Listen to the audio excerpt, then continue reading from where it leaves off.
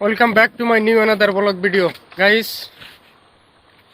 আগের আজকে আজকে জালি বান্ধা শুরু হয়েছে। দেখেন আজকে জাল বান্ধা শুরু হয়েছে। আজকের দিন ওভার করবো, আবার কালকে সারাদিন গত রাইতে ওভার করবো, কাম শেষ হয়ে যাবে। 14 তারিখে ঢালাই হবে, তার জন্য প্রস্তুতি নিতেছি।